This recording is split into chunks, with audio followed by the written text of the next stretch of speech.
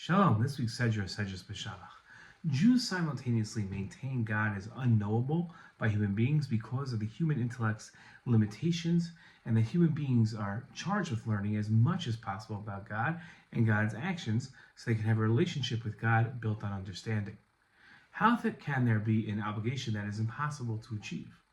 Now, a comment to the Ibn Ezra in this week's Torah portion can help us understand this dilemma. In this week's Torah portion, we learn about the fleeing Jews being commanded to stop and turn back towards Egypt. Tell the Israelites to turn back and encamp before Pi HaChidrot, between Migdal and the sea, before Baal Tzafon. You shall encamp facing it by the sea. Seeing that the Jews have turned back towards Egypt, Paro will say of the Israelites, they are astray in the land. The wilderness has closed in on them. Then I will stiffen Paro's heart, and he will pursue them, that I may gain glory through Paro and all his host, and the Egyptians shall know that I am God, and they did so. In his commentary to this episode, the Ibn Ezra addresses the question of why God would instruct the Jews to turn around just to fool Paro. The Ibn Ezra wrote, "It is truly not proper for an intelligent person to scrutinize God's actions and ask, why did God act this way? For all of God's actions are done wisely. Man's wisdom is as nothing before God." Now, I mention this as the Ibn Ezra because you will read in this Torah portion that God willfully commanded the Israelites to turn back so that Paro would go out and pursue them and drown them in the sea. God's thoughts are very complex. The Ibn Ezra's explanation seems to disagree with a fundamental point the Rambam makes about how important it is to try and understand God's actions. Rambam wrote that it is a mitzvah to love and fear this glorious and awesome God. As it states in Devarim, you shall love your God, your Lord, and as it states in the Torah, fear God, your Lord. What is the path to attain love and fear and awe of God?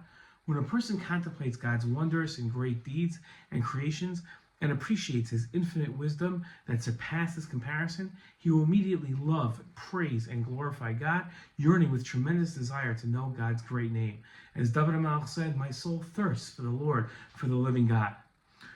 When he continues to reflect on these same matters, he will immediately recoil in awe and fear, appreciating how he's a tiny, lowly, and dark creature standing with his flimsy, limited wisdom before he who is of perfect knowledge. The Rambam also wrote that a person should direct their heart and the totality of their behavior to one goal, becoming aware of God. The way the person rests, rises, speaks should all be directed to this end. How can we understand the Ibn Ezra's approach that a Jew shouldn't try to understand why God acts the way God does, and the Rambam's emphasis on trying to understand God as much as humanly possible?